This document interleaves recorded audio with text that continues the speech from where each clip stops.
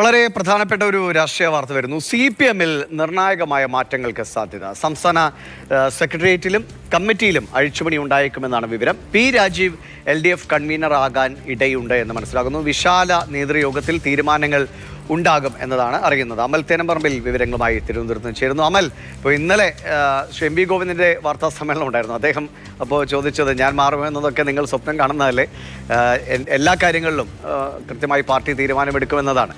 അപ്പോൾ ചർച്ചകൾ നടന്നിട്ടുണ്ട്, അല്ലെങ്കിൽ ഒരു തീരുമാനത്തിൻ്റെ ഒരു അടുത്ത ഘട്ടത്തിലേക്ക് എത്തിയിട്ടുണ്ട് എന്ന് മനസ്സിലാക്കാം. എന്തൊക്കെയാണ് അങ്ങനെ വന്നാൽ വരാനിടയുള്ള മാറ്റങ്ങൾ? ദിവിഷ, സംസ്ഥാനത്തുണ്ടായ കനത്ത തിരിച്ചടി സംബന്ധിച്ച് സംസ്ഥാന നേതൃത്വത്തിന് കൃത്യമായ ബോധ്യമുണ്ടായിരുന്നില്ലെങ്കിലും കേന്ദ്ര നേതൃത്വം കൃത്യമായി അത് വിലയിരുത്തിയിരുന്നു.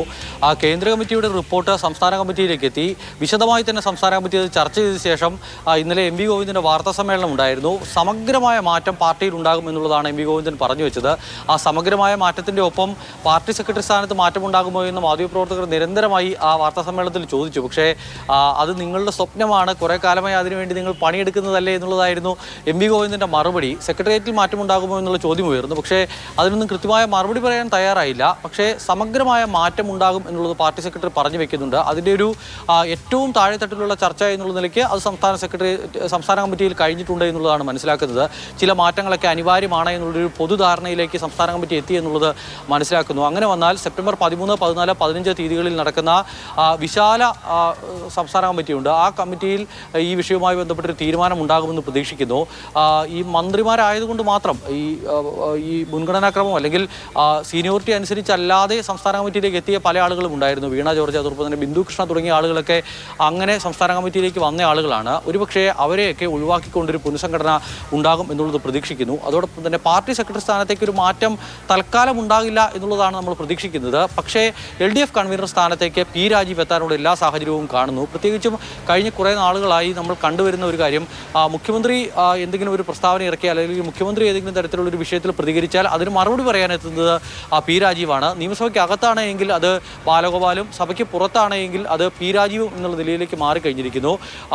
തിരഞ്ഞെടുപ്പ് കാലഘട്ടങ്ങളിൽ പ്രത്യേകിച്ചും MV ഗോവിന്ദൻ ഒന്ന് സൈലൻ്റ് ആയപ്പോൾ ആ ചുമതല ഏറ്റെടുത്തിരുന്നത് M സ്വരാജാണ്. പക്ഷേ ഇപ്പോൾ കൂടുതൽ പ്രതികരിക്കുന്നത് പി രാജീവാണ്. പി രാജീവിനെ പ്രധാനപ്പെട്ട ഒരു ചുമതലയിലേക്ക് കൊണ്ടുവരണം എന്നൊരു വികാരമുണ്ട് എന്നുള്ളത് മനസ്സിലാക്കുന്നു. അങ്ങനെ വന്നാൽ പി രാജീവ് ഒരു പക്ഷേ LDF കൺവീനർ ആയേക്കാം. എല്ലാ തീരുമാനങ്ങളും ഉണ്ടാകേണ്ടത് സെപ്റ്റംബർ മാസം 13 മുതൽ 15 വരെ നടക്കുന്ന 3 ദിവസങ്ങളിലായി നടക്കുന്ന വിശാല നേതൃയോഗത്തിലാണ്. അത് കോഴിക്കോട് വെച്ചാണ് യോഗം നടക്കുന്നത്. അതിനുശേഷം എന്തായാലും സമഗ്രമായൊരു മാറ്റം, ഇന്നലെ MV ഗോവിന്ദൻ പറഞ്ഞതുപോലെ സമഗ്രമായൊരു മാറ്റം ഉണ്ടാകുമെന്നുള്ളതാണ് ഇടതണികളുടെ പ്രതീക്ഷ. ദിവിഷ്, അമൽ, അങ്ങനെയാണെങ്കിൽ ഈ വരുന്ന മാറ്റങ്ങളിൽ യുവാക്കളുടെ പ്രാതിനിധ്യം, അല്ലെങ്കിൽ ഇപ്പോൾ പി രാജീവ് അടക്കം യുവാക്കളിൽ കൂടുതൽ സ്വാധീനമുള്ള നേതാക്കൾ, അങ്ങനത്തെ ഒരു വലിയൊരു ജനറേഷൻ ഷിഫ്റ്റിനുള്ള സാധ്യത കൂടിയാണോ? അങ്ങനെ വലിയൊരു അഴിച്ചുപണി ഉണ്ടാകാനുള്ള സാധ്യത ഇപ്പോൾ മുന്നിൽ കാണുന്നില്ല. കാരണം ഇന്നലെ ആ വാർത്താ സമ്മേളനത്തിൽ നമ്മൾ നിരന്തരമായി ചോദിക്കുമ്പോൾ MV ഗോവിന്ദൻ അതിന് ആദ്യം ഒന്ന് പറഞ്ഞു പോയി സമഗ്രമായൊരു മാറ്റം എന്ന്. അപ്പോൾ കസേര മാറുമോ എന്ന് ചോദിക്കുമ്പോൾ പറയുന്നത് കസേര മാറ്റമല്ല ഞങ്ങൾ ഉദ്ദേശിക്കുന്നത്, ഞങ്ങളൊക്കെ ഒന്ന് മാറുകയാണ് എന്നുള്ളതാണ്. MV ഗോവിന്ദൻ സമഗ്രമായി ഞങ്ങളൊന്ന് മാറുകയാണ്, ആളുകളൊക്കെ ഒന്ന് മാറുക, പാർട്ടി സെക്രട്ടറി മുതൽ ഏറ്റവും താഴെത്തട്ടിലുള്ള പ്രവർത്തകൻ വരെ സമഗ്രമായി മാറുക എന്നുള്ളതാണ് ഉദ്ദേശിക്കുന്നത്. അല്ലാതെ കസേര മാറിയിരിക്കുന്നതല്ല എന്നുള്ളത് പറയുമ്പോൾ പോലും അതിലൊരു 100% കോൺഫിഡൻസ് ഇല്ല എന്നുള്ളതാണ് നമുക്ക് മനസ്സിലാവുന്നത്. സ്വന്തം കസേരയുടെ കാര്യത്തിലടക്കം അത്തരം ഒരു കോൺഫിഡൻസ് അല്ലെങ്കിൽ ഉറപ്പിച്ച് താൻ മാറില്ല എന്ന് പറയാൻ MV ഗോവിന്ദൻ തയ്യാറാകുന്നില്ല. അതൊക്കെ നിങ്ങളുടെ സ്വപ്നമാണല്ലോ എന്നൊക്കെ പറഞ്ഞ് വിടുകയാണ്. പക്ഷേ എന്തായാലും കുറച്ച് മാറ്റങ്ങളൊക്കെ ഉണ്ടാകും. മിക്കവാറും ആളുകളെ ഒരുപക്ഷെ പുതിയ ആളുകളെ വെച്ച് റീപ്ലേസ് ചെയ്യാനായിരിക്കും സാധ്യത. ഈ പ്രായതിക്യമുള്ള ആളുകളെയൊക്കെ മാറ്റി നിർത്തി പുതിയ കുറച്ച് ആളുകളെ കൊണ്ടുവന്നേക്കാം. അതിൽ ഏറ്റവും പ്രധാനപ്പെട്ട ഒരു മാറ്റം ഉണ്ടാകാൻ പോകുന്നത് ഒരുപക്ഷെ LDF കൺവീനറുടെ കാര്യത്തിലായിരിക്കും. പി രാജീവ് LDF കൺവീനർ സ്ഥാനത്തേക്ക് എത്താനുള്ള സാധ്യതയുണ്ട് എന്ന് വിലയിരുത്തപ്പെടുന്നു. അതോടൊപ്പം നേരത്തെ ഞാൻ പറഞ്ഞതുപോലെ സംസ്ഥാന കമ്മിറ്റിയിലേക്ക് ഈ മന്ത്രിമാരൊക്കെ ആയതുകൊണ്ട് ഉൾപ്പെടുത്തപ്പെട്ട ചില ആളുകളുണ്ട്.